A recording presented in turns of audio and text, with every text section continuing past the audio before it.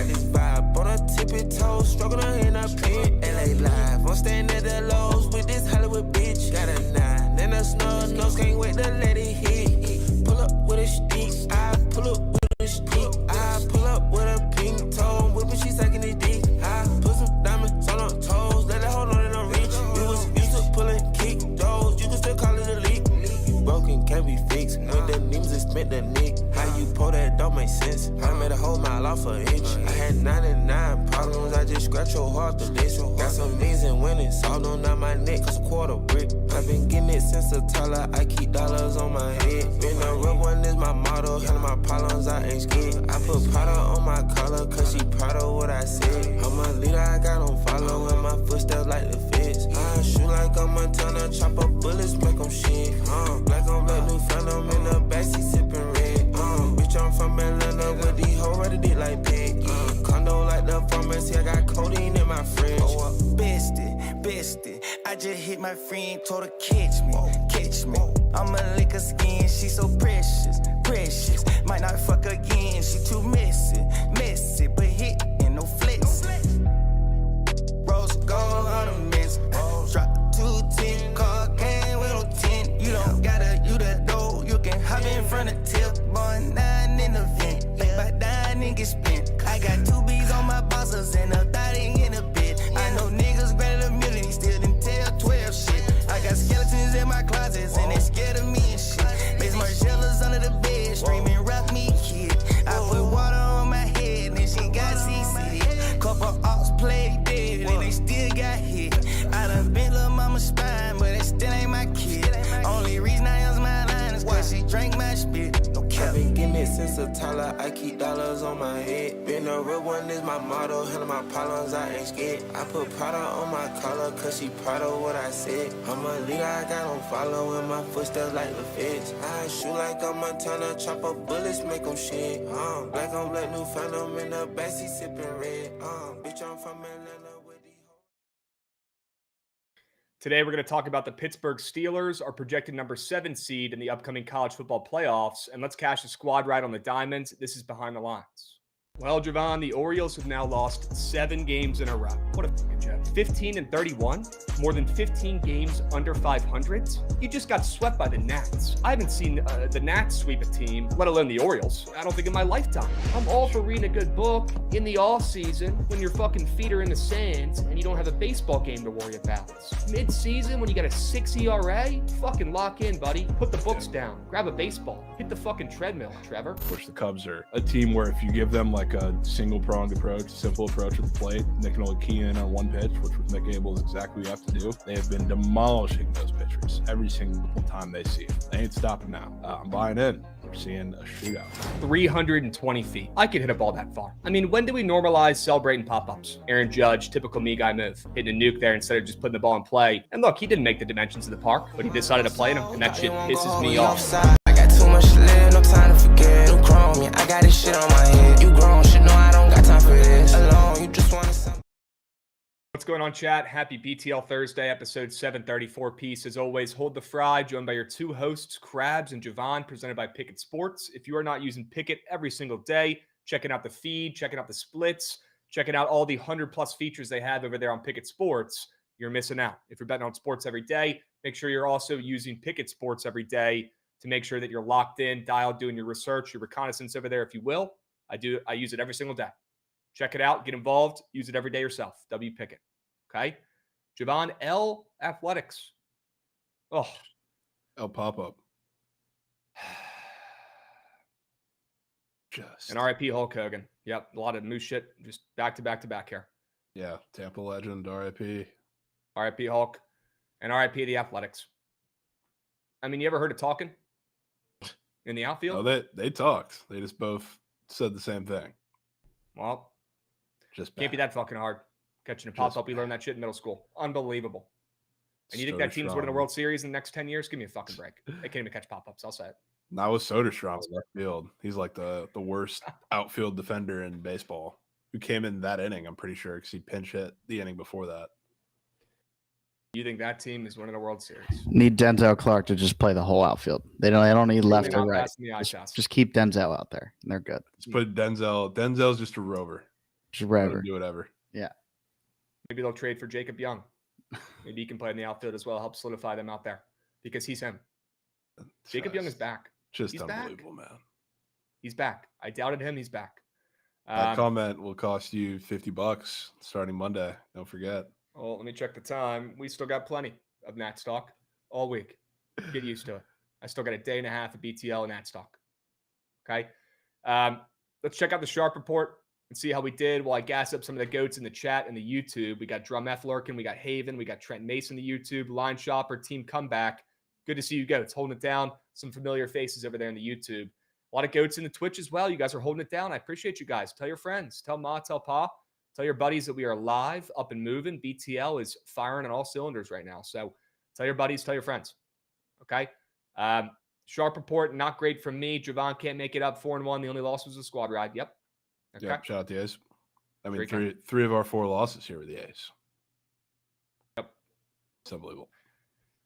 JP Sears getting pulled with 80 pitches in his best start of the season. I fucking bet. We're going to talk about that. That was interesting, to say the least, especially with no off day today. Curious move. I don't get it. I know they've been pulling their starters a little bit earlier than most of late. I get it, I guess. I don't understand why, but I've seen them doing it. They did it again last night. I don't get it. That was weird. Really weird. Super weird. And again, they don't have an off day today. So why the hell are they pulling their guy 80 pitches in his best start of the season? Especially with Sears. Like, if they do that to Sevy or Springs, who like may get traded or they're at least trying to trade, would kind of make sense. Sears is not going anywhere. Does that make sense at all? Oh, man. All right. Well, we can leave that in the past. That was moose shit. We got Trent, Immortal Mega on the Guardians. Goots do a backflip. Sure he can. That's huge. The O's are back. We got life. And breaking news, he is being pulled. Is that what the commentator said, Pega? I fucking bet. I bet. 83 pitches. We're pulling a guy in his best start of the season. Sure we can. Insane. Love to hear the coach's reasoning there, although he'll probably get fired here in the next couple of years. All right. What else we got to recap? I think that's probably it from yesterday. What else happened yesterday? You cashed any prize picks lineups? Goated. I mean, I cashed my 2-piece from Sharp Report. Aranda double first AB, and Bangaliers, him and Nick Kurtz, I guess, only ones that wanted to do anything for the A's yesterday. Single in the 9th. That Luzardo. Yeah, that shade backdoor single. Sure. Yeah, that Luzardo inning, though, was just unbelievable. I don't know if I've ever seen anything like that. That was like the perfect Luzardo start. Or like, I thought he was going to throw. I've never seen his command look better than he did the first 4 innings. I thought he was going to throw a complete game shutout. And then the second you get him out of the stretch, he cannot pitch from the stretch. It's unbelievable. It's actually unreal. Thoughts on Taj getting sent back down to the minors? Like I said I posted the same thing. Really horrific news for the Durham Bulls. Really bad news for them. The Rays AAA team is the Durham Bulls? Yeah. It's actually crazy because they have like the coolest minor league stadium and set up. It's almost like a mini major league park, and then they have to deal with the Trop / playing in the Yankees AAA. That's the most Rays thing I've ever heard. Yeah. Durham's also a dynasty. They just win every year. They got a movie about them. Yeah. Come on. It's unbelievable. That's sneakily just a really cool ballpark. It's cooler than the Trop. It is. It's not as big as the Trop, but it's cooler than the Trop. That's the most Rays thing I've ever heard. They started working on the Trop. Trop's coming back. Really? Like 2 years. So I think they're legally required to fix it. So like, also like you can't go out like that, right? You can't. I know you hate the Trop. I know it sucks. A part of you is probably saying, whatever, let's just move on to get the new stadium ASAP. You can't just move out of the Trop after the fucking hurricane or whatever and not play there again. They got to at least have one final send-off season. Yeah, I think they're going to have at least 2, maybe 3. It's the same way I feel about the Commanders and FedEx Fields. Like, they better not sneak up on us, and we better make sure we have a send-off season because I'm taking a piece of that stadium home with me. It's probably not that hard. The place is falling apart. I'm taking a piece of FedEx. Probably find a piece of it anywhere. Might hit you on the fucking head standing there in the seats. People forget there was sewage hitting people on the head after the pipes burst a year and a half ago at FedEx Field. Sewage. No. Right under Dan Snyder's owner suite. Unbelievable. Are they going to go back to the Redskins? I don't think so, Pega. I don't think so. Although that's what Von Miller was calling him in his presser earlier today. But I doubt it. I feel like it'd be weird if they go back at this point, but who knows? I'm just happy we got some good-looking uniforms as alternates this year, and then probably might end up being the main uniforms if people like them going forward. So that's a W in my book. We'll take what we can get. I like those. We'll take what we can get, right? Chat, we got a lot to go over today. We're going to talk some Pittsburgh Steelers. We're going to talk our 7 seed, our projected 7 seed in the upcoming college football playoffs. And we're going to talk MLB plays, MLB games. Obviously, we got only, 4 games to talk about. We can go in this Orioles one as well and give our opinions on that game before we really dive in. And then we're going to spend plenty of time on the squad ride today. And whether it's WNBA, whether it's CFL, whether it's MLB, I don't give a hoot as long as it turns green. So, Jovan, I guess we could start out with some thoughts on the Orioles and Guardians. I thought about getting involved on the O's. Now that I'm hearing Trent's on the Guards, it certainly piques my interest, but might just leave the O's in the past. Might just leave the O's in the Big 2-5 and move on. Yeah, I think I'm good. I'm good, to be honest with you. And I think they might get 4 games swept. Game, I guess, on paper kind of screams over, but early game, I will let everybody else cash on that. Don't really care to get involved, but would like runs. Okay. Would like some runs. All right. Thoughts on Baby Jackson, most popular square on Prize Picks today? Obviously, that's because the game's about to start up here soon. His 6.5 fantasy score is being played a ton. I would assume it's just super green. Extremely green. He's red hot. I mean, lefty. I don't know why you'd feel that much of a need to do it, but if your heart chooses. If there's any one of the popular squares, I guess I would like that I'm just staring at the pop tab, would probably be Nick Kurtz. Wow. Anything. Okay. I'm going to take a 2-piece here with Baby Jackson less than fantasy score and J Ram less than half a run. Assuming. Dude. Krabs hates me today. Krabs woke up and said, fuck it. Goots, I've never said fuck Goots.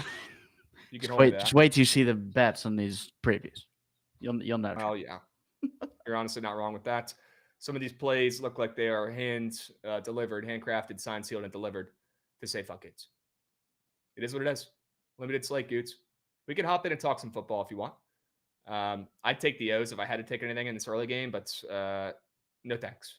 I will politely pass, and I will take this 2-piece on Prize Picks with J Ram less than half a run, extremely green, and with Baby Jackson less than fantasy score against a lefty. I will drop the link. If any goats want to tail that puppy, happy to get involved. Line Chopper 108 in the YouTube, that might be Goots' burner. He was talking about how Jackson Holiday now leads the team in home runs. And he said that's pathetic. Yep, we were talking about that before BTL today. It is kind of pathetic. It is. He's also good at baseball. So those are 2 things we learned from that. He's a good Baby ball player. Jackson's pretty good at baseball, and the O should have another power bat hitting some nukes. How many home runs does he have? It's 15 probably. 15? That's just none. You might as well have fucking D. Gordon. Might as well 0. 14. Junior 26, by the way. Yeah, drop the Venmo, John. Come on. We got Brian C. coming in, dropping a resub. Let's go, Brian C. Talk about not being a me guy. Brian C. blessing up somebody in the community with a free sub. Cowabunga dudes. You just got blessed up by Brian C. Sure you can. Sure you can. Appreciate you guys. One of y'all better have the Steelers Super Bowl slip in the making. I bet, Trent. Well, I don't know about Super Bowl, but we'll talk about the Steelers here in a moment. Honestly, we can hop in now unless you guys have any more comments, thoughts, concerns about the O's and Guardians. No. I've bet 2 of those games. I'm good. Okay. Yeah, the O's could certainly use a power bat like Kyle Stowers at the deadline. Right. Logan Allen, no hitter. Attaboy, Goots. Way to stay positive. All right. Let's dive in. Let's talk some NFL, huh?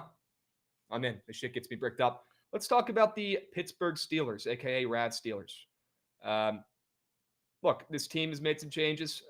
Maybe we'll see an Aaron Rodgers legacy, season, a little legacy send-off. Making a QB change here. I talked about in the offseason. It just makes an incredible amount of sense to bring in Aaron Rodgers. You have him handle the off. I can see it like it was yesterday. Him and Mike Tomlin talking it out, saying, you deal with the offense, I got the defense. I kind of like that. If Aaron Rodgers can stay healthy, Would not be shocked to see it maybe pan out a hair. Now, if you look at some of his squares for the season long, category on Prize Picks, you're probably not thinking Aaron Rodgers is breaking any records in the Big 2-5. Now, he is on the Steelers. We know they don't score a ton. And they might be in some close, low-scoring games. Their defense carries, right? So it makes sense that his season-long squares are a little bit, lower than what he did last year. But I was diving into some of the statistics, some of the numbers. Aaron Rodgers had a sneaky good season last year. Nobody talks about it. Nobody cares because he wasn't very clutch. He's slow. He looks like a shell of himself. But the numbers don't lie. He had a solid season statistically.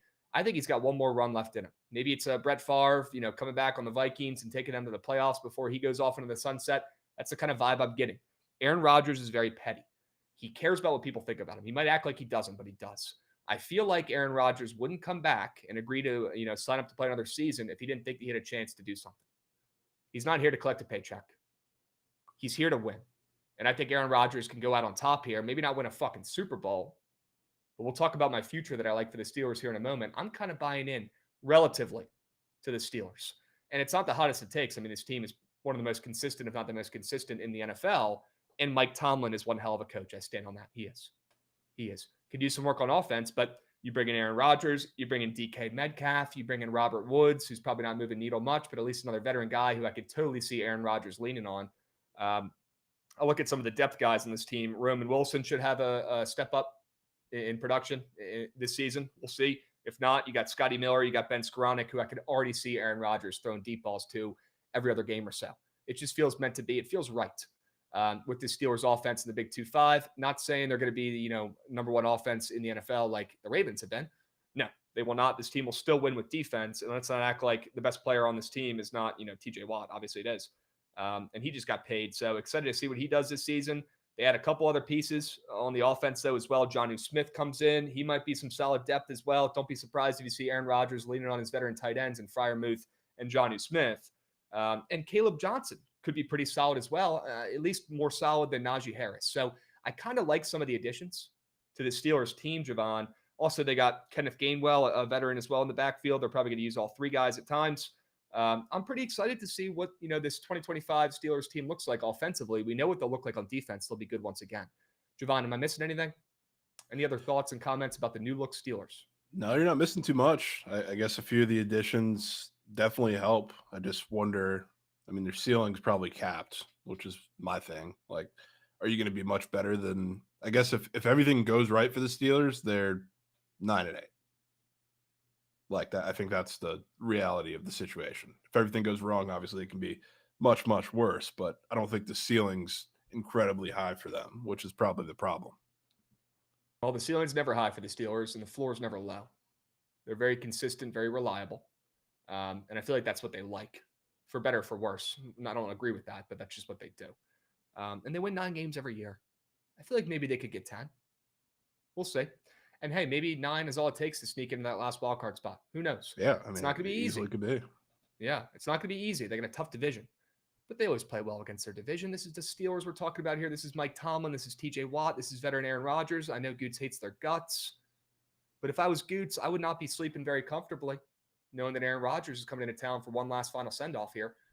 As I'm petty sleeping as he is, like a baby. Goots is in REM sleep already. Baby. Thinking about it. I bet. I don't know what it is, man. I'm buying into Aaron Rodgers in the Big 2-5. I'm kind of buying into the Steelers. Again, they're not winning the fucking bowl. But I think Aaron Rodgers in his final NFL season takes the Steelers to the playoffs. And that's my best bet for the Steelers team. The Steelers to make the playoffs. Keeping it simple here. They do it almost every year. Consistent, reliable, plus 140 to make the playoffs in the Big 2-5. I think 3 teams from this division go to the playoffs. I think it's the Bengals. I think it's the Ravens. And I think it's the Steelers. And we've seen that before. It's not the craziest of takes. It's definitely not as crazy as it sounds. Give me the Steelers to make the playoffs. Aaron Rodgers takes his team to the promised land. If he could stay healthy, I like this team's chances. I like the additions they have on offense. And their defense is always good every fucking year. Nothing's changing over there. Yeah. Just got to hope everything comes together and Rodgers doesn't get hurt. Yeah. A lot of guys on this team have been written off. Jalen Ramsey's done. Darius Slay has lost a step. That's the kind of team I like to bet on. Aaron Rodgers, people think are done. I'm telling you, give these veterans one last run. With their backs against the wall, they know this is their last chance. I think they put something together here. And it's not going to be easy, Jovan. The schedule's hard as shit. The division's great. But they got Mike Tomlin. They got the veterans. I think if they could stay healthy, they got a chance. Yeah, I could be so in on that. And you're in on one of the new pieces, one of the young bucks.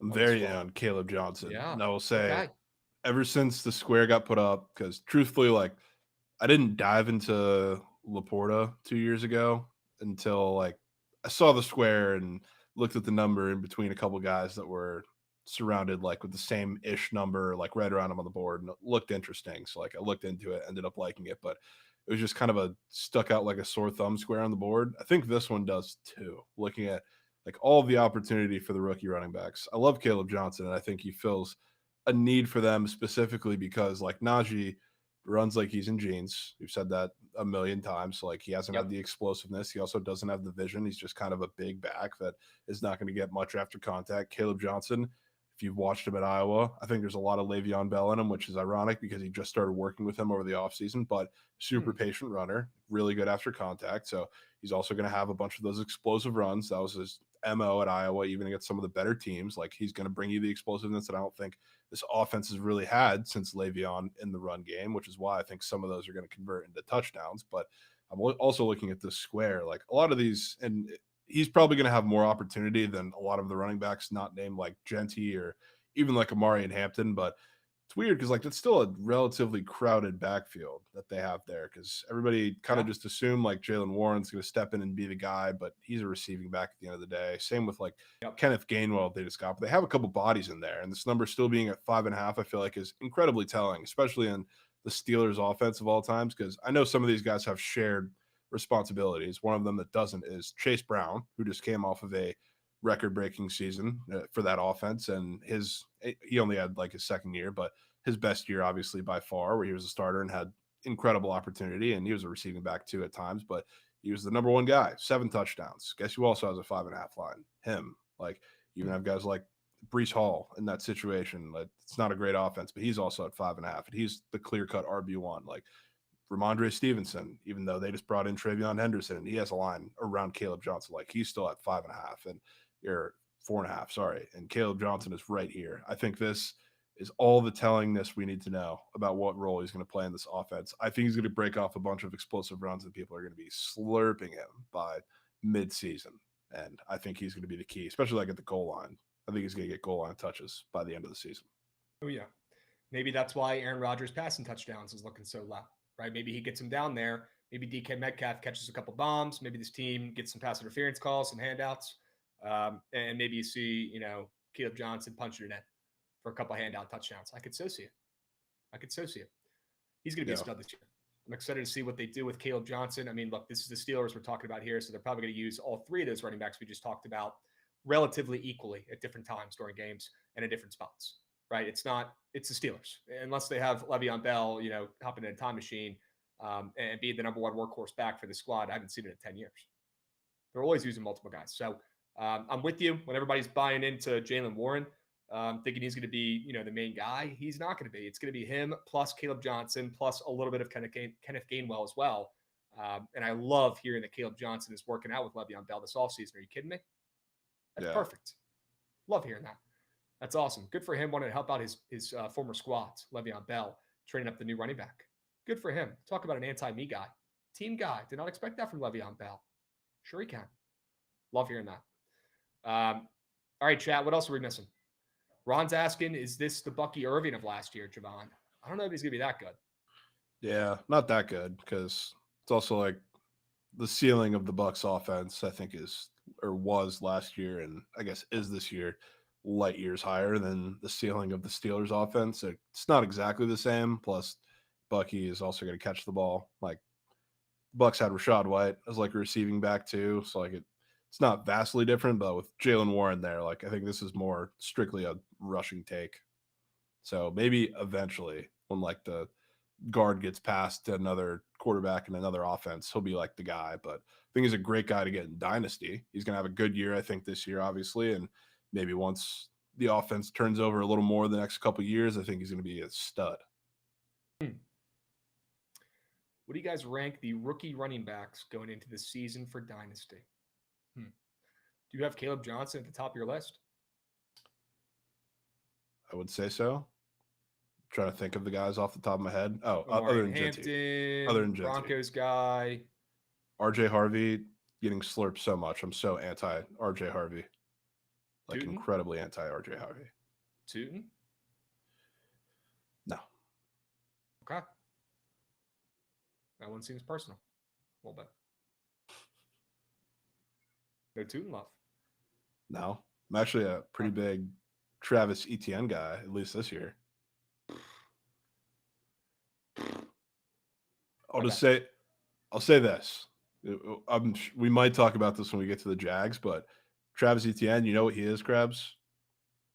A shitty running back who gets hurt all the time? Yes, but he's Rashad White. But a little better running back. You know what, Rashad White put together like a good fantasy season last year, even though he lost the job midseason. It was just because like they threw the ball to him like he was another wide receiver. And that was with Mike Evans and Chris Godwin in the fold for most of the season. So like he's going to get PPR points out the ass in that offense. Can somebody type in the chat for Achilles? Orioles ML. No way, Goots already beat me to it and said Jackson Holiday nuke. Unbelievable work, Goots. You impress me every day, my man. You really do. We got Line Shopper 108, who, by the way, might be Goots' burner in the YouTube. Now that we're finding out all this talk about the Orioles. He says, hey, BTL, where you mash all these edits into one video for the NFL future picks or exclusively hear one per episode? Probably the latter. No, right? well, I don't know if we'll have it in a video, but we'll definitely have like a combined recap overall segment or episodes towards like when we get closer to the season. Yeah, we'll do a master, like, I guess, graphic with all the plays, and then also Pega said he's putting them all in the Discord. So if you're in that, you can see those there as well. Pega, if you don't mind, can you drop the link to the Discords in the chat so people can join? Okay. Dubs. Miles Hale on the YouTube says Scataboo. I like Scataboo, but I don't know if I like that Giants offense a ton this year. And I'll tell you who I really do like is Tracy. Yeah, I like Tyron Tracy. Yeah, I'm a Tracy guy. So unless he gets hurt, I'm not falling in love with Scataboo. Okay. Yeah. Very excited for week 1. Giants Commanders. Russell Wilson officially in. Who knows? That's just at least it's not Danny Dimes there anymore, Krabs. Because he's Tom Brady every time he plays the commies. Honestly, yeah. That's actually huge. I also saw a crazy future, now that we got some time tonight, crazy future on the books when I was looking up those weird Browns QB, most passing yard futures that we talked about yesterday.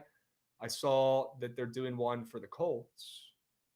And Danny Dimes is actually the favorite to have more passing yards this season than Anthony Richardson. Thought that was yeah. It's probably because AR is hurt. Yeah. Rare Danny Dimes respect. BK, I've seen it with my own eyes, man. It sucks, but dude only had a job this long because of his games against the Commanders. It's facts. It's like the only good team he was good against. Super crazy. We'll see if he can live up to the hype and do something for the Colts this year. We'll see. Snacks, W reminder. Yes, we will have to talk about the Yankees missing the playoffs. We got some time today. Could be a decent looking future. Okay.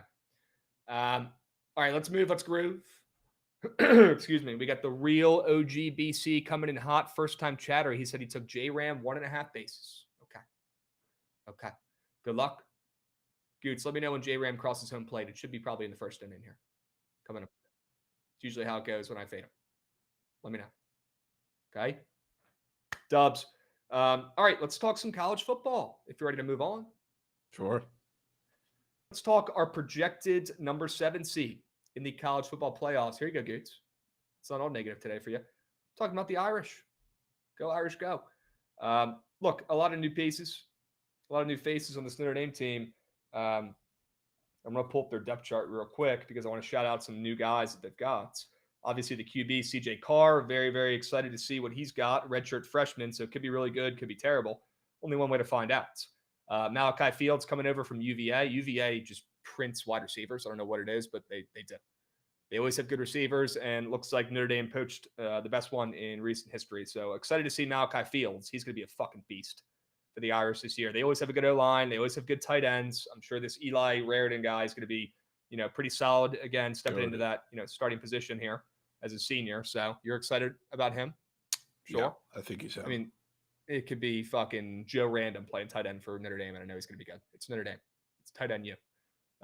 Their defense, obviously Jeremiah Love, who we're going to talk about in a moment when we get to my best bet. Jeremiah Love, the consistent, reliable piece coming back from last year on offense. The defense. Is this defense going to be good enough? Well, they had Jalen Stroman coming over from the Hokies. Can't make it up as a piece in that safety room. He's probably going to be pretty fucking good. But how about the rest of the defense? Some faces coming back, but I'm a little bit concerned about this Notre Dame defense. Although I'm sure they'll be, top 25, top 30 units in college football. And let's not forget Marcus Freeman is a defense first guy. I'm sure they'll be solids. Maybe not the best defense in the NFL, but they'll be solids. And I do like that they have a kicker coming over from UNC, this Noah Burnett kid, who can kick the living shit out of the football. I was talking about Notre Dame always having great tight ends. They always have great kickers as well. I think they got their next great one here. Potential NFL leg coming over from UNC, Noah Burnett. Okay? I like this Notre Dame team. I don't love them. I like them. I don't love them. I'm excited to see what they do with the, freshman QB coming in. It all comes down to Carr, in my opinion. Is Carr going to be using his legs a little bit potentially here? Could he maybe be poaching a couple touchdowns from Jeremiah Love, who everybody thinks is going to win the Heisman this year? I think potentially. We'll see. Will not be shocked. Maybe not running as much as Riley Leonard, but we could talk about my best bet for this team, and it's nasty as I'm gassing up Notre Dame. #SorryGoots. I'm going to be fading Jeremiah Love in the Big 2-5. Very, very curious to hear your guys' thoughts on this one. They're probably not going to be good, but Jeremiah Love coming off of 17 touchdowns last season, Jovan. I want to fade him this year. This square gives me Travis Hunter interceptions vibes. It's been up on the board the longest out of any square for the college football season long squares. They're probably not keeping that square up there to lose coins on it.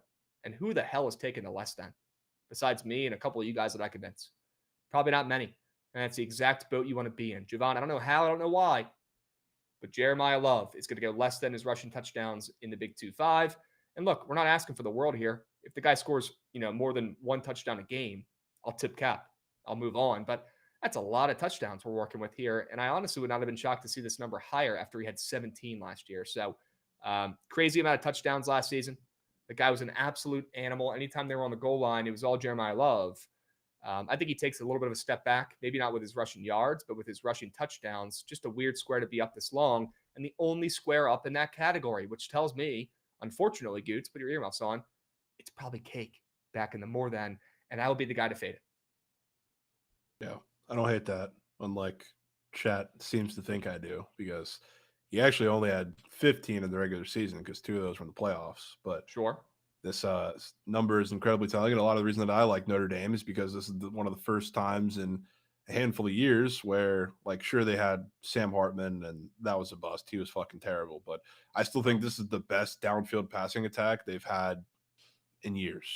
Better than Hartman, obviously better than the Riley Leonard era, better than Ian Book that they had for years. So they're going to be pushing the ball downfield a lot more than people realize. And I think it's going to be a shock to people, especially the first couple weeks when all eyes are on them nationally against Miami, against Texas A&M. CJ Carr is a gunslinger. So Greathouse, Fields, Raridan, Faison, that whole wide receiving core. Yeah. They're going to be a little more active. So as much as Jeremiah Love scored in every single regular season game last year, every one. And he had 2 twice or 3 times, whatever it was. But he might not get that same opportunity now. Is CJ Carr going to use his legs at all? He's not the most mobile. He's not he's not quite a pocket passer. I don't know if I would call him strictly that, but he's kind of, though. Yeah, he's pretty close. Yeah, he can't really run. He only had about 100 yards last year on the ground. He did have 9 touchdowns, but I feel like that's just some high school, QB sneak. Yeah, him just bodying kids on the goal line. So yeah, he's not really a runner. Let's just say you're square even weirder that it's up. You'll see a scramble. You'll see a scramble or 2 here or there, and definitely not a single design run. Yeah. Maybe a couple sneaks on the goal line, but probably not any, Riley Leonard read options. That's what you're thinking? None of those. Okay. those QB powers that they were running all throughout the playoffs. Yeah. All right. I do think they have one of the better receiving rooms that they've had in recent history. We'll see if that tight end ends up working out, and I'm sure he will be. He's a Notre Dame tight end. As we get a subby coming in from the name's Jeffrey, W. Jeff. Appreciate you, Jeff. Thanks for coming in hot with a resub. You're him. Yeah, they have a great receiving room. Let's see if the CJ Carr kid's legit. Okay? Yeah. For what it's worth, too, I guess for rushing touchdowns especially, the schedule has to be taken into account because it's a lot tougher of a schedule, especially looking at like the rushing defenses than it was Their schedule's last hard year. as shit. The only tough rushing defense they faced last year was Texas A&M. I can name quite a few more that they're going to see this year. Even like Miami's going to be much better. And I think even though they're not known for their defense and it's not going to be significantly better than last year, like it's better than any other team they faced, not named Texas A&M during the regular season last year. Like Boise State, their run defense is not going to be bad this year. Arkansas is going to be better than anyone they faced in, again, non-conference, not named A&M last year. So it's a little tougher on the ground. Yeah, their schedule's tough. They're going to be facing some pretty good defensive units. Yeah. Okay. All right. Well, I know he's not scoring against Navy. Go ahead and mark him down for a goose egg in that game. He's definitely that's probably the game you got to worry about him getting like 3, but Okay. it's all good. It's all good. Against that D line, they're always good. Are they though? Yeah. They were as good as they've been. The NFL sometimes. Forgot. They were as good as they've been, I think, ever last year, and that went horribly.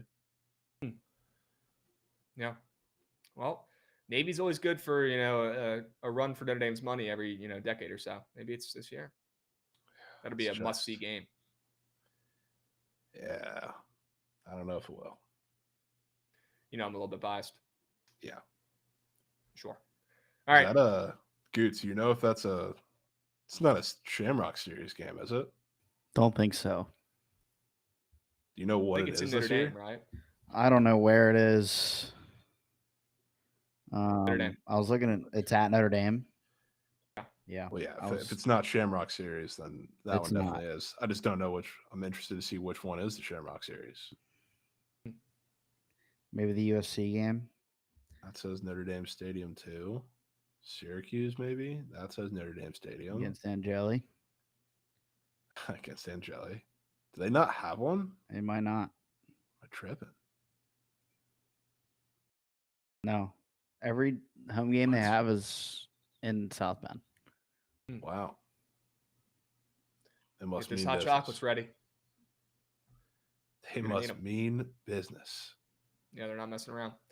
I do respect Marcus Freeman for making the schedule a little bit tougher, unlike Brian Kelly and Charlie Weiss that just took the SEC route and tried to make it the softer than baby shit schedule. I respect it from Freeman. I do. They got their hands full this year, but you want to be battle tested going into the playoffs. Yeah. All right, Jovan, very, very excited to hear your sell job on who you've got as your projected number 7 seeds in the upcoming college football playoffs. Yeah, team that Roll Tide. I guess you were a couple spots lower on Notre Dame than I was. I'm a couple spots lower on Alabama than you, but relatively close. I'm not the biggest Ty Simpson fan, but when you look at the schedule, A, and you look at, I guess, the talent around him, B, I can certainly buy into it, especially with what I think is going to happen with that offense. And again, it's not a certain thing at this point that Ty Simpson is going to be the guy, especially because you have your guy, if you're DeBoer, that you've worked with before, kind of in that 2 spot, you would think. So there's always a chance that it ends up being someone else, but I think the offense is going to be relatively the same either way, which again, I can buy into. I think the spot for them, just looking at their schedule, we talked about the Georgia spot. I think that's horrid, both for, I guess, Ty Simpson, that being that first game on the road that he's going to see in the SEC, but also, Georgia getting their lick back after last season, after a quiet offseason where nobody seems to talk about them. Nobody seems to respect them. But again, nobody's beaten them in Georgia between the hedges since 2019. So have fun with that one, Alabama. But other than that, the schedule doesn't really stick out to me as incredibly tough. And I think they got maybe as blessed up as you've seen them blessed up in recent memory, I guess, because like they have a couple somewhat like could be tricky, like non-conference games. Like the Florida State game, I feel like is going to find a way to be close no matter what. But every time we think that, they just go and beat them by 40. But the Wisconsin game, we'll see how that turns out. But those are 2 much better than I guess anybody else in the SEC realistically has as 2 games. that are not ranked. So other than that, you get your game against Georgia. I think that's a loss to start it. I don't really know where another loss may be. Like out of their road trips, Missouri could be a tough one depending on how they look. South Carolina could be a tough one depending on how they look. And then the Iron Bowl to close the season, I think, is another spot where they could potentially slip up. But the home games, they get very fortunate because, like, you look at the big games on their schedule that are not Georgia. You get LSU coming to Alabama. You get Oklahoma in your lickback spot coming to Alabama. I'm not as high on Oklahoma as a lot of other people are. And then you get Tennessee also coming to Alabama. And you can even count Vanderbilt, which, again, is a lickback spot for them after the Georgia game, which I can guarantee you, especially if Alabama loses against Georgia, which I think they do, the next week you're getting Vandy and Diego Pavia back in Tuscaloosa. That game is going to be a murder in GTA.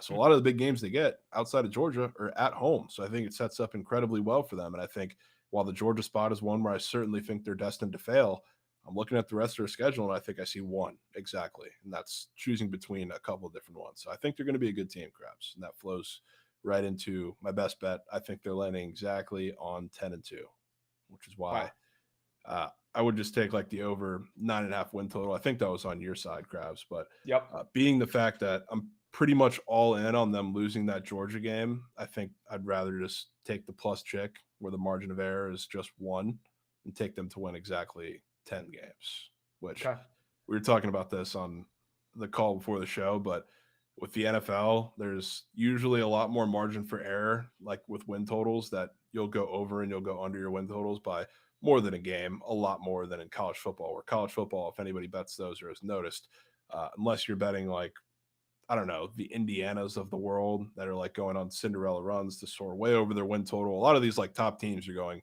more or less on their win total by exactly 1 game. So especially when I'm pretty set on them getting at least 1 in the loss column, I'm going to take the exacto plus 250. Okay.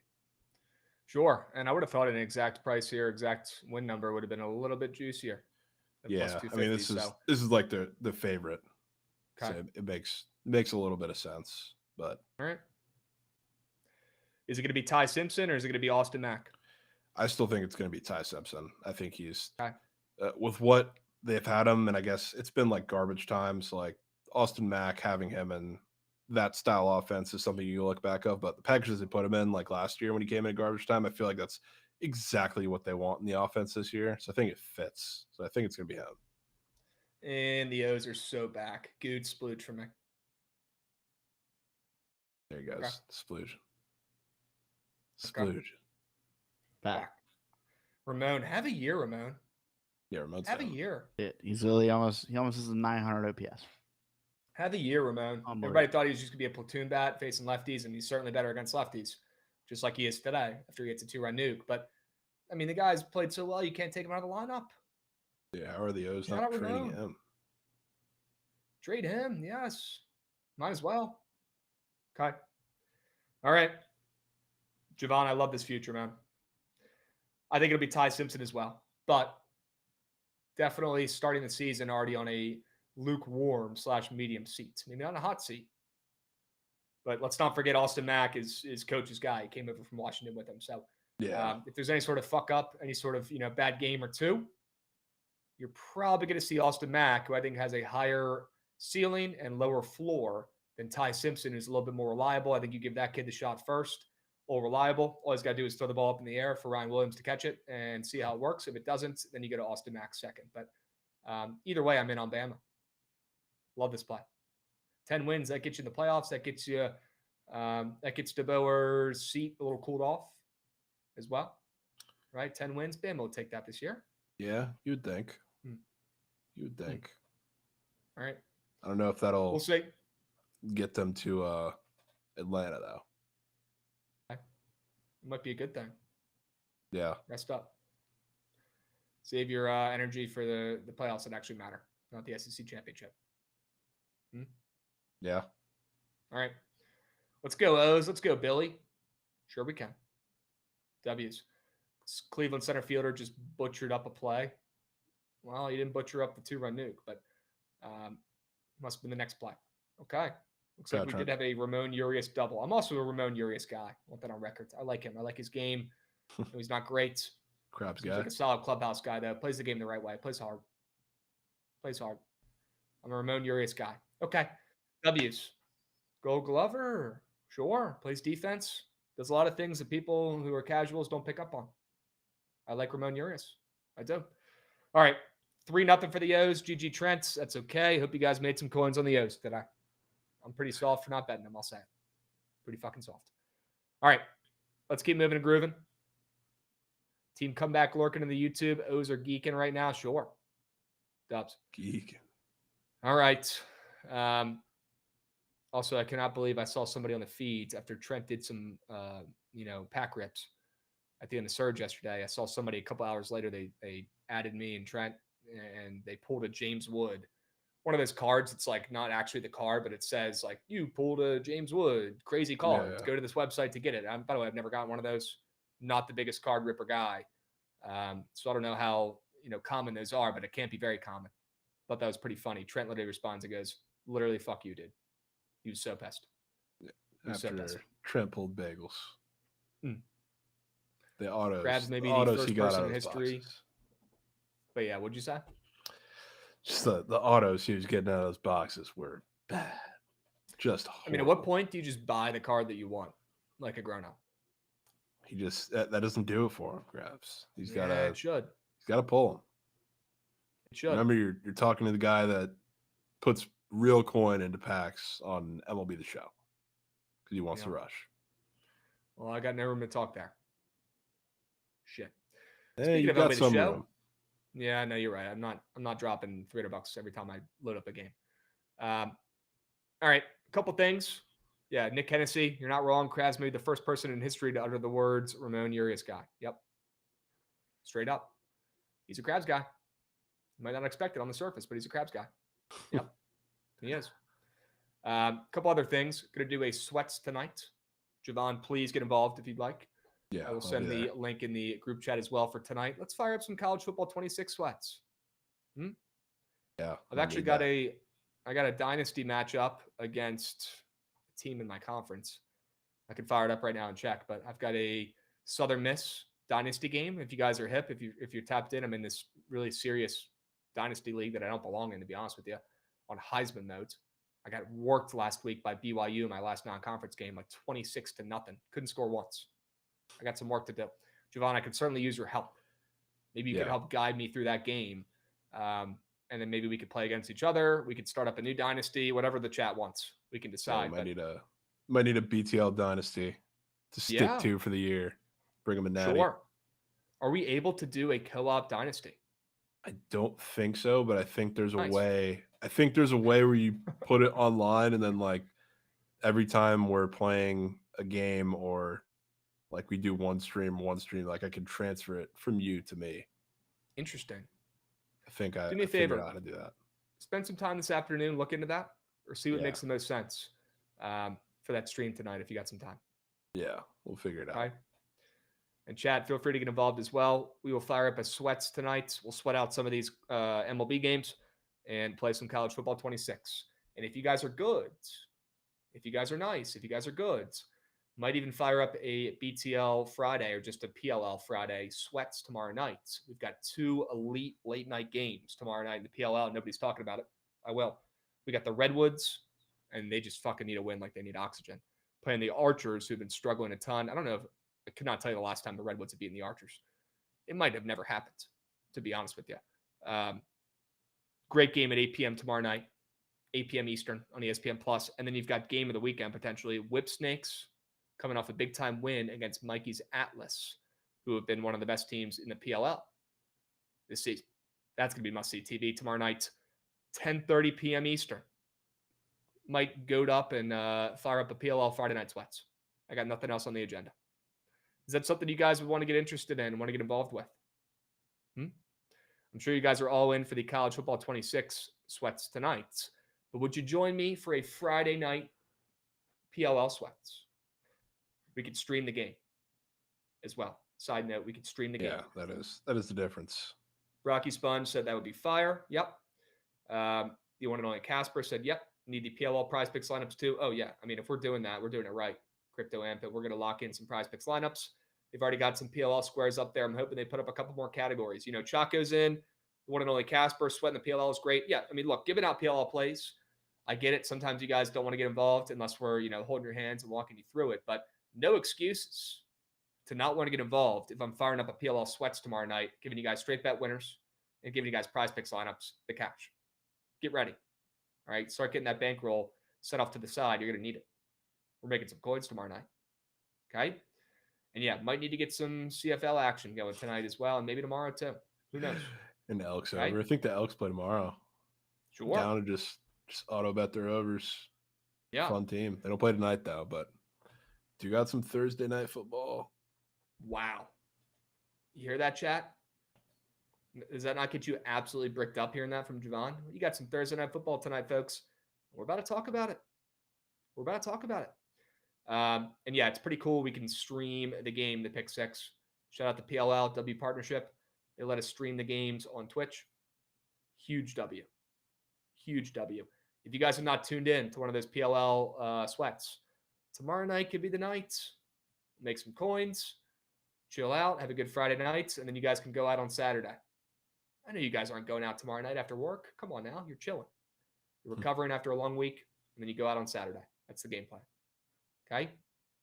Somebody get Madul on the fucking horn. Stat, Chaco. We're going to need him. All right, let's lock in. Let's talk about some of our favorite plays for today. Let's fire up the Sharp Report, gents. I'm in. Big Cheesy said, let's go, Jose. Has he hit a home run yet? Let me know. Looks like he is up at the dish right now. Yeah, just steps to the dish. Let me know what he does, chat. Let me know once he takes Uncle Charlie to the shed. Should only be a few moments away. Okay? Jovan, I could not resist. I had to get involved with the over in Toronto and Detroit. And I know these teams have been scoring a little bit of late, especially Toronto. Detroit's offense has been pretty hit or miss. But what stuck out to me here was this total moving up. Already thought it was kind of high. Total moving up with these two starting pitchers and both them having sub-3 ERAs. I hate to say it. I hate to be that guy, but it kind of gives me mini Meg vibes. Wow. Yeah, I'll say it. Fuck it. Wow. Olsen, Lauer, respectfully, two overperformers, big time in the first half of the season. Could definitely see some regression looming for both these gents, especially Lauer. And I think the Tigers, with their backs against the wall, they're playing like shit right now. Still somehow 17 games over 500. They might be the worst team I've ever seen up to this point of an MLB season that's still 17 games above 500. That's impressive. But they got some work to do. They know they do. They're playing like shit right now. They've lost 4 of their last 5 games. And Toronto, much of the opposite. They're heating up. They're 18 games over 500, and they've won 4 of their last 5. So 2 teams trending in different directions here. Okay? I think the Toronto bats stay hot. I think the Tigers bats get hot against Lauer and the lefty. I think we see some runs. Give me the over. Splits look sharp. Total's on the way up. It's going to be at 9 here soon. Get it responsibly while it's hot at 8.5. Sure. I can get down with that. I think there's going to be some runs. And J Ram single and a steal, I bet. Let me know when he scores. Oh, boy. Unbelievable. Oh, boy, Okay. Krabs. Oh, boy. We're on watch already. Oh, boy. Probably the worst, stupidest guy you could fade is J Ram. He's just consistent, reliable. It's like the fucking Steelers.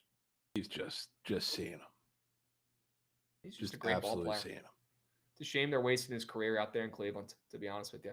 If he was on any big market team, God, he'd be getting so much more slurpage. Oh, yeah. But he's just sure. like hidden. He's tucked away. What happened to not fading streaks, Krabs? Zach, we got a 4-game slate today. You got to make some magic happen. Okay? It is what it is. And that's more straight bets, really, than prize pick squares. I'm always down to get weird and fade some streaks on prize picks. You just can't fade teams on, win streaks on the books. Okay? I'm not. All right. Sometimes you can. I can't. Sometimes you can now. All right, let's swing it around. Jovan, I want to hear your first straight bet of the day today, my man. What are you cooking up? Well, we can skip to the Jays game since you already went there.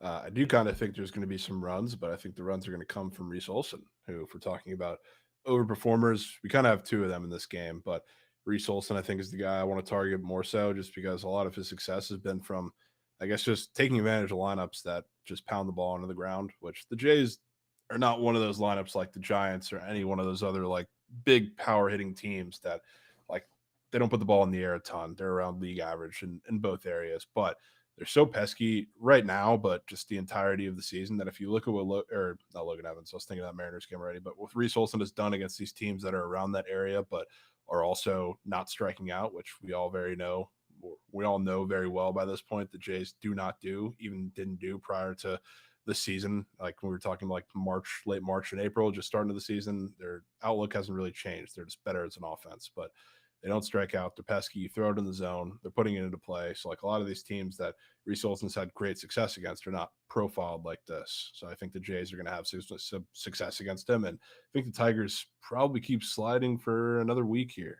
And the Jays definitely helps that they just get every single lucky bounce in the history of the universe. Need that today. And somehow Krabs gets out of it. Uncle Charlie is dialed. I'll say Uncle it. Chuck. Uncle Chuck is back. How about that, Goots? Who would have thought? Certainly not me, watching him pitch earlier this season. Uncle Charlie's back. Sure he can. Jovan, going back to the well here, going back to the Mariners on the ML, going to Toronto ML. Two plays that I love. ML. Yep. Two plays that I love. I think Toronto stays hot. They carry the weight with that over. I do. Agreed. But I'm also a sucker to fade Lauer. I am. Yeah. Understandable. If you're feeling some type of way with Toronto today, you got to let me know at the end of the stream. Okay? Yeah. We got time. I don't want to lose out on coins just because I've got to bet in that game as well. We'll talk through it. Okay? Limited slate today. We might have to go to one of these plays, one of these games. We got a couple plays in. Okay? All right. Let's keep moving and grooving, folks. Looks like Big Cheesy took Seattle last night, plus 110. Now they're plus 130. I fucking bet. We'll talk about that Seattle play here in a moment. Swing it around for me, Gootsy. Aces. This one's personal. The W. The W. The George W. Let's talk about it. Big time matchup against two teams that hate each other's guts. They probably all do in this league, right? Or at least they all hate the Fever's guts. Well, the Fever without Caitlin Clark have started to show that they're human. Typically this season when she's been out, they've actually played better. They've won games. It's been impressive, but they finally started to fall off a little bit here. They've lost 2 games in a row without Caitlin Clark, and don't let the Aces get hot, Jovan. Wow, it might be too late. They're finally starting to play some good ball for the first time this season. We knew it was in there. Star-studded team, right? You got some really great players in that squad. But now Asia Wilson's starting to show up and do her job. I think that continues again tonight. I'll back the hot hands in the W tonight and seeing the Aces catching steam and as favorites on the roads. The way they've looked this season, barely over 500s, I think is a great sign, especially considering, number one, their historic dominance against the Fever. But I love that the Fever spanked them the last time they played a couple weeks ago. So could be some revenge on their minds for the Aces when the Fever are down a woman in Caitlin Clark, their best woman out there on the courts. I'm all over the Aces. They're catching steam. They look sharp. I mean, everybody's backing the Fever blindly, not even knowing that Caitlin Clark's probably out. Barely a plus chicken. I will fade. I'll take the Aces on the road. I thought that was some respect for a team that's barely over 500 right now, but the way they're playing, I think the books are hip. The Aces are on fire, and that's not stopping anytime soon. Yeah. This could be an in your duff W play, Krabs. Yeah. They get it done. They get their lick back after losing by like 30 a couple weeks ago against this team. Yeah. That Right? could be the difference. Dubs. All right. Let's hear about that Mariners sell job, huh? Yeah. Line is moving against them big time, and I am very aware of that. And I still want to bet on the other side. And I think it makes a lot of sense that the line's moving against them. You get the Angels at home when Kikuchi's been so good this season, and you have Logan Evans, who most people don't like, myself included, even though he's put together a 3.81 ERA. But when he's gone on the road, he's given up over a 5. So, like, he's been really, really bad on the road. And frankly, a lot of that's come from lefties, which, as we very well know with the Angels, they don't have many of them in that lineup. And I think the highest they can go is 3, and not a lot of them come with pop outside of, I don't know, what, Moncada, I guess. Like Nolan Shanuel can bring pop at sometimes, but he's a contact hitter at the most. But I think Logan Evans can do okay today. The whole situation of the game, though, like the Angels just went, it was a day game yesterday, but they were just in Queens playing the Mets on the road. And you got to go cross country, no off day to face a Mariners team that, you know, damn well, like regardless of how Logan Evans has pitched on the road this year, the whole staff he's not going to have a full leash or whatever. A lot of his outings are 4 2/3, 4 innings, 5 innings. Like, you're going to have to see a good bit of that Mariner bullpen that has been great so far this year. And that's not really a situation I want to be in as an offense that starting to sputter a little bit. Like, they're still winning games, but they don't look the same doing it. And it's only a matter of time, I guess, before the Angels flame out. I feel like we're kind of getting to that point right now where they're going to start going on a slide again. And I think going cross country with no off day to face this Mariners team might be the spot to do it, especially with Kikuchi, who we know is a very, how do you say it, routine oriented guy. A lot of these pitchers are, but him specifically, if he doesn't sleep fucking 20 hours in a day before a start, he's weird, super weird about that. So I can only assume, even with the day game yesterday, that he's thrown a little bit off. But this Mariners team too, I think they're gradually, as a team, starting to hit lefties better. And a lot of them have seen Kikuchi a bit, and some of them hasn't had the greatest success against them. But some of the adjustments he's made this year, which we'll talk about when we'll get to Square, I feel like plays right into their hands. So I feel like as they continue to ascend a little bit by the numbers against left-handed pitching, I think this could be the spot for it. I know Kikuchi is probably going to have like a pretty high strikeout ceiling, just like Luzardo did yesterday against the Red Sox. But I also think it's going to come with some damage too, which is why the total is where it is in this game. So I think he's going to get hit up. I think the Angels as a team are just in like a sleepy spot, similar to like what we saw the Tigers Pirates happen the first game of that series. Even though they're facing Skeens, it reminds me of that spot a little bit. So I'm going right back to it. I think fuck the line move, taking the Mariners. All right. Well, you get him at a pretty juicy price right now, plus 125-ish, plus 130-ish. Yeah. Okay. All right. I'm in. I got to play in this game that I like as well, but I like this angle. I like that sell job. Yep. We'll come back to that CFL play. We're going to have to dive into the weeds and check that puppy out. We do have Madul's cosign, which is great. Great sign in the chat. He says, I love the CFL play. I took him last night. Sure he can. Yeah, that play's gross. We'll talk about that. We'll talk about it. Keep the best for last. All right. Talk about this late night under on the diamond. Swing it back around for me, Gootsy, will you? Thank you. Under 9.5. I think we get a good old-fashioned pitcher's duel. I'll be honest, Jovan, I'm not seeing what you're seeing with the pitchers here, although you did gas up Logan Evans for a second. You said he's not going to be terrible. I agree with that. I think Kikuchi shoves again today, though. Although, again, might not be the right word the way he's been pitching his last 3 or 4 outings. He locks back in, and I think he might get some extra sleep today. Night game, 9:30 p.m. Eastern. He might be well-rested. Could be the move for Kikuchi, a guy who is extremely routine-oriented like you were talking about. The guy needs his beauty sleep. He's made that very clear. Night game tonight could be the difference. He gets a couple extra hours of some Z's. Could be huge, honestly. And Kikuchi has still been really solid overall this season. Has that 3 ERA coming off of 3 pretty mid outings. I think he locks back in today. There's some squares on Prize Picks that make me think him and Logan Evans have some pretty good outings. That pitching out square is looking pretty good as well for Kikuchi, along with it's up at 17 pitching outs, and it's, pretty reds and pretty popular. I'm assuming people aren't taking the more thans besides potentially me later. I think we get a good old-fashioned late-night pitcher's duel in this game, at least early on, and we got a lot of runs to play with, and I'll be holding on for dear life with the Angels bullpen, but I trust the Mariners bullpen in a game you think they win as well. Huge, having their 8 bullpen out there potentially, knock on wood. So I like the under. It's a late-night game tonight. Everybody's going to be blindly taking the over, high total, fun offenses, fun teams. Mike Trout's starting to hit nukes again. I'm not buying it. Give me the under. I think Kikuchi shoves, and I think Logan Evans does enough.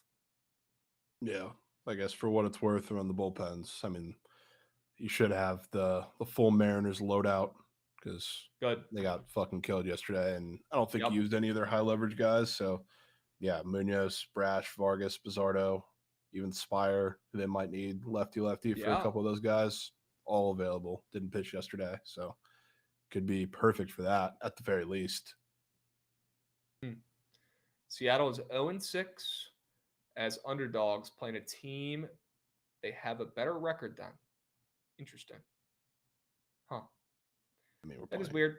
6 games. Games. It certainly makes sense why LA would be favorites. Maybe not that they're catching all the steam, but it's Kikuchi on the bump, right? Yeah, he gets a little bit more respect from the big 2-5 versus Logan Evans. I like Logan Evans, but he's not Kikuchi. Kikuchi was, was he an all-star this year? Kikuchi? Yes. He had to be. He was, and then he, I think, turned it down. He opted out so he could hibernate. And who went for the Angels? Neto? Who did go? Was it a reliever? I think he was their all-star. He just didn't pitch. He might have. Yeah, I don't know. I don't know if they had another rep go for him. I think he was just there and didn't pitch. Yeah, I don't remember him pitching in the All-Star game. I know he didn't pitch for a fact. I don't think they named an Angels replacement. Yeah, he just went and said, I'm not pitching. Sure. Or they didn't use him. All right. Cool. Back in the All-Star Kikuchi. Yep. All right. Save the best for last here. Kind of is a me guy move. Not going to lie, holy howitzers, but maybe he did not request not to pitch. Maybe he just didn't, get an opportunity to. They have plenty of arms, right? Although with no extra innings now in the All-Star game, there should be no excuses for guys not pitching, to be honest. But it happens every year. Kyle Finnegan got shafted 2 years ago and did not get to pitch when he was there. It happens. Not every guy pitches. They should have given him that Make-A-Wish appearance, man, because it's all been downhill from there. Poor Kyle Finnegan. Oh, bless his heart. Bless his heart. All right. Also, we're not going to, we can't forget that the Nats got shut out yesterday by Nick Lodolo. Complete game shutout. Yeah, Lodolo back. It's him. Good thing we benched Josh Bell, though, and put in Ahmed Rosario and had the lefty facing lineup. That worked. Yeah, well, he had, 25% of their hits? Yeah. They only had 4. Unbelievable. Okay. Well, Jovan, I'm very excited to hear this sell job. Tell me why you like this CFL play. Dogs are barking tonight, huh?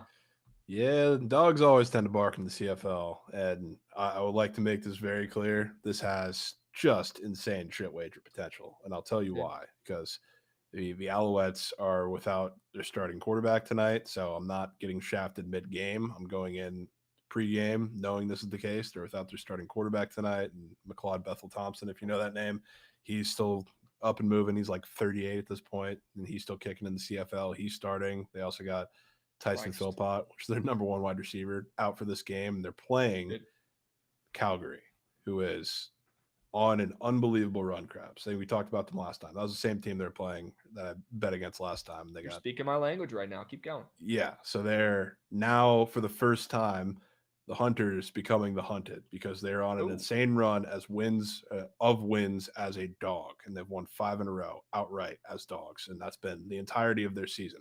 For the first time, they're the favorites, and they're laying a touchdown in the spot. So finally, they're getting some respect on their name, and a lot of that's because I think the line flipped fully, because I believe Montreal was short favorites prior to all the injury news coming out. So now Calgary is the team that everybody expects them to be in. Everybody's buying in that they've been on this insane run, and now you get to face a team that's playing a bunch of backups on offense. So surely this is the time they come through. I don't think so, partially because this game should be defense built. In my short time of noticing, I guess, or at least keeping close eye on a lot of the lines for the CFL, just because we've been in that spot for the last 2 summers. Not too many totals, I guess, open and stay below 50 at this point. This one does, and it makes sense because both these teams have a great defense. Calgary's dominated the last handful of weeks with that, and that's a big reason why they've won so many games as dogs. Montreal been a little up and down more so in their season, but the defense has remained relatively steady. This total, I think, was 49.5 and continued to move down 48.5. So regardless of what the situation is on offense, which it's not any random backup quarterback, it's a backup quarterback that's done this for years in the CFL, so it's at least a veteran guy. I think they're going to keep this one close. And I think, again, once the Hunters become the hunted, especially when you're at home and everybody expects you to dominate, that's the second you fall flat, laying a big number. Buying bad news, eh? Buying a lot of bad news. Yeah. So, I mean, realistically, it's probably they come out. You're probably going to know pretty quick. They're going to come out and look great. Defense will dominate. It'll be a close, low-scoring game. Maybe they win outright, or they just lose by 50. There's probably not much of an in-between. Abdul, if you're comfortable sharing, what's your cousin's name? I would love to root for him tonight if we have this fucking plus 6.5 in our pockets. If not, DM us so we know who to root for. Okay. A couple other points from the chat. Looks like everybody is a CFL sharp now in chat. Hilarious. Canadian Goots, who I'm actually assuming he might know a thing or two. He says Cole Speaker, masterclass incoming. And then Abdul said Austin Mack, masterclass incoming. Thoughts on that? Funny that those are the 2 wide receivers that are mentioned, because Philpott's out, who's their number one starter. There's 3 wide receivers. I'm taking one of them, and it is neither of those 2 guys. It's the other one. No way we got a DJ Fitz sighting for the first time in months. And it's when we're talking about the CFL, and he said it's his best sport. Can we clap it up for DJ Fitz? Good to see you back, my man. Go Fitz. Good to see you back, Fitzy. Fitzy, where you been, bro? What the hell? Dude, I've missed a full Fitz platter. It's been years. We got Madul's cousin, starting D lineman here on this team. Awal Ugok. Okay. Noted. I'll keep my eyes peeled on Awal. Tell him to lock the fuck in tonight. Need one for the boys. Okay. Let's go DJ Fitz. One fucking more. 2 words. One fucking more. DJ Fitz, what's the POD on the diamond today, bro? That's what I need you locked in on. I don't need your CFL angles. I need your diamond play. Miss you, Fitzy. Just locked in. W Fitz. All right. I wanted to look around and give, my take on this CFL game. Also, why are there 5 teams in the West and 4 teams in the East? Did a team in the East shut down or go bankrupt or some shit? I don't know the history of the ball like that, but that is odd. Yeah. Maybe they added a new team recently. I feel like I remember them saying that a couple teams went under that in recent years. I don't know if that means, or I don't know if that's this league or maybe a different league because there's 10 fucking minor league football leagues now. Who knows? I'm sure somebody in the chat could tell me, right? Madul's saying he played at TCU. No shot. Goated. Oh, yeah, the Red Blacks are a new team. Wow. Ottawa, not that old of a team. Yeah, I know they're one maybe of the newer names. But Ottawa's in the East that has 4 teams, so I'm confused. Huh. Could have reshifted. Yeah. Like Canadian Gooch is saying, it was 4 and 4 before, and they added a new team, and they just haven't gotten around to adding the 5th one in the East yet. Sure. Sure, they got some plans in the works. W Goots and W Canadian Goots. Sure. Look, we're fading Calgary, the Stampede, who, Jovan, you said they're hot. I mean, yeah, they're piping hot. They're in first place in the West. 5-1. 3-0 on the road, 2-1 at home. I'm assuming Calgary's home. Is it the same thing as the NFL? The second team is home? Yeah, they're the home team. Okay. And they from all that I've gathered, there's a couple home fields that make a big difference. And historically, you'll see those numbers, and Calgary is just not one of those. Okay. So I guess the thing that's important contextually about their little hot streak too is I'm trying to think of a NFL team to compare them to. I don't know if it's quite the Commies. It's a little different than that, but they've done this all as dogs, this entire stretch. So I can't even think off the top of my head. It's half Commies, but it's also the Commies were favorites against some of the mid teams eventually. Madul said it'll be boots on ground for the Rough Riders game tomorrow. Hell yeah. Hell yeah. Yeah, maybe they can put the New York Jets in the CFL. Maybe they can relegate them there. That would be good. A 10th team. I think nobody would bitch about that. Okay. Is this Vernon Adams guy pretty good? Are we about to see fucking Lamar Jackson out there carving him up, making plays? It's pretty good. He played at Oregon. He was goated for a while. I think he went to Eastern Washington before that, but he was the quarterback of the year that Oregon blew a 31-0 lead against TCU in the Alamo Bowl, and it was pretty much all because he got hurt. So he was frying us before then, but he's been unbelievable this entire little dog run they've had. All right. Cliff's what about coming. Sean Thomas Erlington? He's a good guy tonight. He's on the Alouettes. He's a running back. You heard anything about this kid, Sean Thomas Erlington? Yeah, he's Nuck. Big Earl? Really Nuck. They call him Big Earl, I think. Nuck. Against Dedrick Mills, who's the Calgary starting running back, who's got a... He's fucking Barry. Okay, so we're fading Barry and Lamar. Yes, but we got a good defense. Sure. Barry and Lamar versus the Steel Curtain. Okay. Yep. And we'll talk about some receivers here in a moment because I think you might not be done talking some CFL action. So let's get to it. Sure. I'll go over my squares here really quick here, folks. 2 nasty ones. Severino, more than fantasy score. I think he goes out there and shoves. I like the under in this game. I didn't have the sack to take it, but I like it. I like the Athletics again. We know what's about to happen after last night. And yeah, we got to talk about the Yankees to miss the playoffs. I know. We need to talk about that. Athletics, I think they win today. I think Severino potentially gets a win. He's got a 5 ERA. He's been good on the road, though, and terrible at home this season. So I think he has a chance to go out there and shove. His fantasy score is pretty high compared to his last couple of outings against the Astros as well. And their bats are starting to heat up. I thought that was weird. And I like the A's tonight. And of course, as soon as we don't take them tonight after last night, they're probably going to fucking win. Severino gets a win. He probably gets a quality start as well. I like his more than fantasy score. Sure. His strikeouts are also pretty high compared to what he's done of late. So, I like his chances, and I will go ahead and correlate here, and I will fade Christian Walker. I'll take his less than 1.5 hits, runs, RBIs. Now, the over is super juicy on the books, minus 135 now. Scares me a little bit, but I'm going to fade the charts. I didn't hear no bell. Extremely greened out chart. I'll fade him in a game I think Severino shoves, in a game I like the under in. Christian Walker's been red hot, but tonight he cools off. Sure. And on that, especially because Sevy's not pitching in Sacramento, where he has been very outspoken about how much he despises it. Which is weird because he's on the team. Yeah. Yep. Probably they put up a hits allowed square for Sevy as well. Sure. Okay. All right, let's go to your squares. Tempo and pace is crispy. I want to hear your sell jobs. Oh, my God. Is that Matt Rambo? Bottom right sector. Has to be top 5 name of all time. Has to be. It's a great name. Charleston Unbelievable Rambo. name.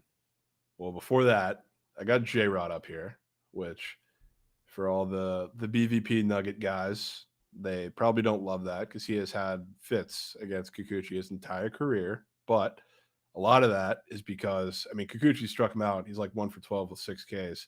The difference is Kikuchi's like slider command used to be elite, and that was his strikeout pitch. Now he uses that more, especially against righties, as a let me fill up the zone and get him over pitch, and I want to make you roll over on it. But Julio, if you look at like all of his ABs, like it's pretty 50-50, like what his strikeouts were, fastball versus slider. But a lot of like the times that fits is when the slider is perfectly placed low in the zone, low and in. Kikuchi doesn't do that anymore. So like now you're filling that in the zone. He's even like working backdoor sliders against righties a lot, which a lot of the righties have just rolled that over, and that's why he's been so good. You can't do that against J-Rod. So I have a feeling if he tries to do that, J-Rod's going to send it very, very far. And I do think it's interesting, like his odds in the book, I would expect it to be like a lot lower. Same with like the fantasy score too. It's looking at like his history against Kikuchi compared to everybody else in the lineup. So like, I think that's pretty telling, but I think the matchup's there too. He's also starting to hit lefties a little harder. You wouldn't see that just by looking at like his splits and his average, but the exit velo of all of these hits or not hits he's had against lefties as of late are incredibly telling. So give me J-Rod.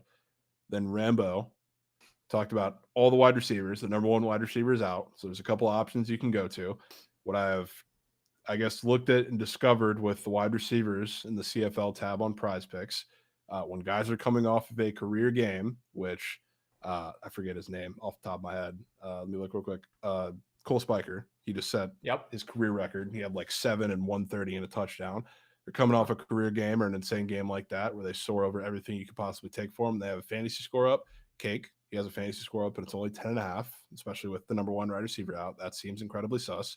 The other guy, Austin Mack, is a known GOAT, but I chose Rambo over him specifically because the other thing that I noticed about wide receivers is if they have a longest reception line that they have not hit in a while and it looks incredibly out of place, those are the guys that have been cashing a lot. And Rambo does. He's at like an 18.5 or 19.5 longest reception line when he's only hit that once out of the 5 games this year. And it's interesting because it's like I've noticed this just by watching them a couple of times, and I had to go back and look. He gets the shortest possible passes, and obviously that's has to do a lot with the fact that he's playing with another number 1 wide receiver, but he's done everything at like the line of scrimmage or near it, which is weird because if anybody knows Charleston Rambo, he's a speed demon in Oklahoma. So like he has the ability to go deep, and the number 1 wide receiver outs, like obviously you can make an argument for the other 2 guys as well, but I have a feeling this is the time where you bust that out and you start seeing it again, especially with a veteran quarterback at the fold. And you can assume a lot of the attention after a record-setting game is probably going to be on Spiker. So give me Charleston Rambo. Go over his yards. Okay. Rambo. Sure we can. Already locked it in. Sharp Report 4-man link is in the chat. You guys are very lucky in the chat as well. We're not going to have time probably to talk about the Yankees to miss the playoffs. We might have a minute to talk about it. we're definitely not going to have time to talk about Brent Pry and his ridiculous propaganda that he was spewing at the ACC conference, whatever the fuck that thing was. We don't have time to talk about that. You guys are lucky. You're lucky. Because I want to freak out hearing Brent Pry talk about how great this team is and how this is the most Virginia Tech type team. What does that even mean? What does that mean? If you guys want to get mad with me, just search Brent Pry on X today and just watch that video and see what comes up and tell me what that means. What does it mean? It's really bad. Really I don't bad. know. And also, Snacks, what are the odds for the Yankees to miss the playoffs? Because I think they have serious value.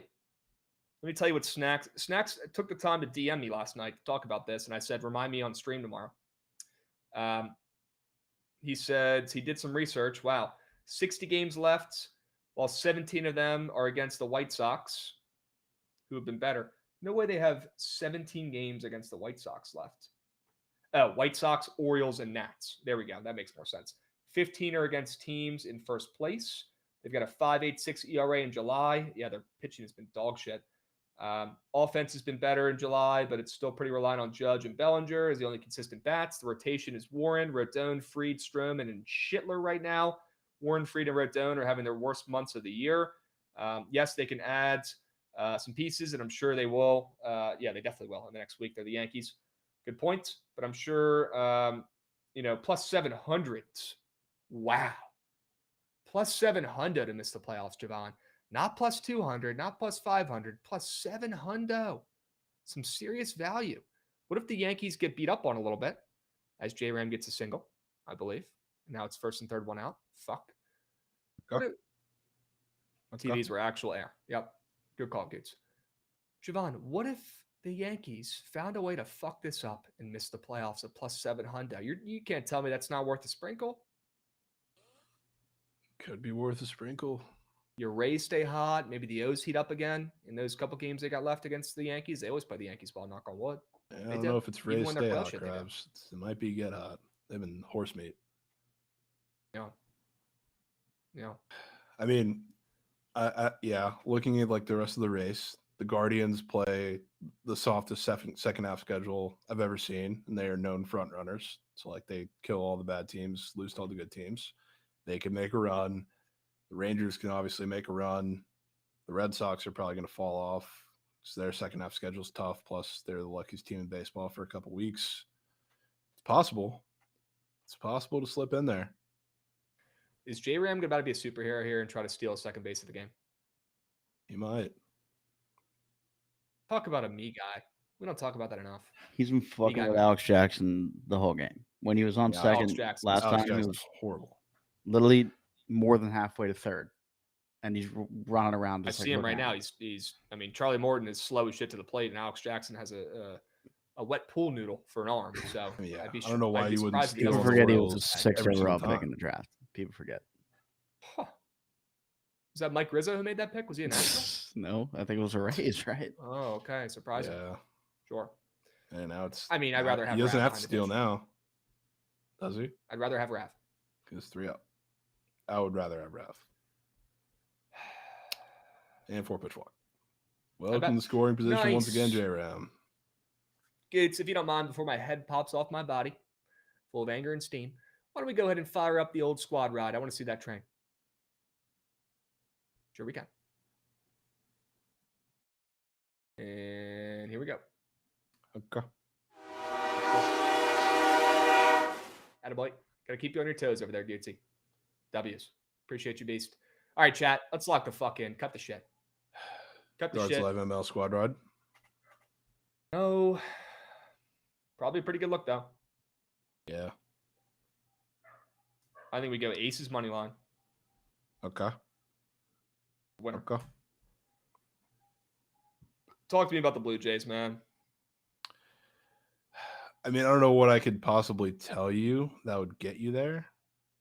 Because, like, it's really like hydrogen bomb versus coughing baby streaks-wise right now, and you're taking the hydrogen bomb at plus check. It's just, I'm not a Reese Olson guy, especially in this matchup. I think he struggles because that's the part that I guess is not hydrogen bomb versus coughing baby because he's been hydrogen bomb himself as of late. but I think it's disaster for him. And I'm not usually a Lauer guy, but against this lineup, who's really been god-awful against lefties and going to see plenty of breaking balls, too, from him, I feel like it's not the best spot for him. So you'd rather go Toronto over the over in the game? I would, but I'd be willing to hear you out. I like Toronto. You're not going to hear me yapping about it. I'm down to put them in. Sure. I'm down to put them in.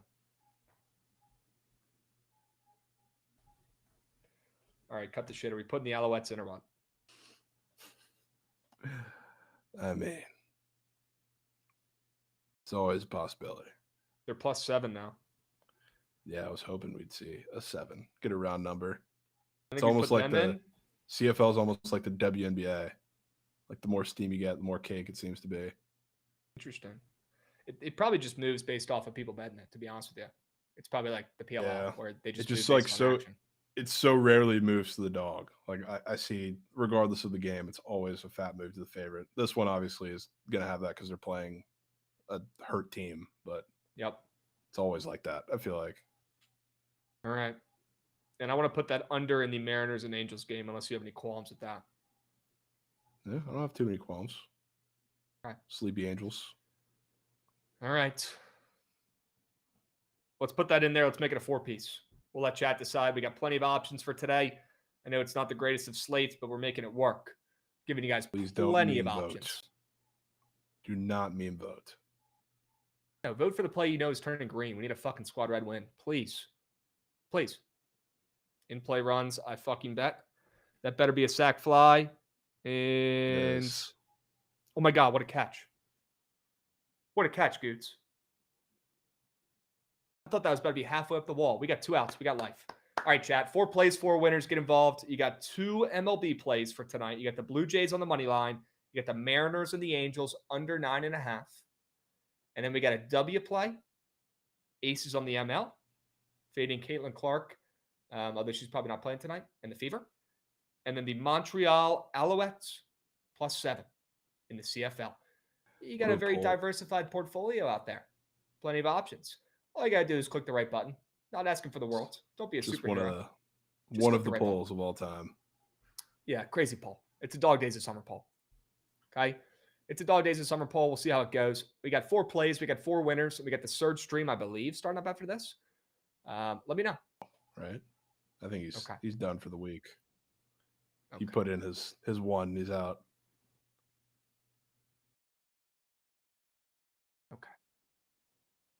Vegas got Celebrity Poker Tour tomorrow. Wow, that's tomorrow. Okay. I thought that was this weekend. Nice. I guess tomorrow is the weekend. Holy shit. The weekend is flying by. The week's flying by. Krabs, I would like it on record. I voted for the Aces ML. I'm making it my own personal squad ride. Sock Station, I love that, man. Just because a play does not win the poll does not mean you can't responsibly tail it. Sure. Great reminder. Okay. 4 plays, 4 winners. Get involved. Hurry up. You got about 3 seconds left. Go, go, go, go, go, go, go, go, go. Go. Go. 2 words. Go. Get involved. Cool. Trent Mace is on the Aces, he says. Aces not getting any respect in the poll. That's okay. We're still taking them responsibly. It's going to be the Blue Jays ML tonight, plus Chicken Blue Jays. Stay hot, Toronto. Stay hot, Toronto. Back in a hot hand on the diamond, Jovan. I got no problems doing that. Got no problems doing that. Okay. All right. Blue Jays on the money line. W play.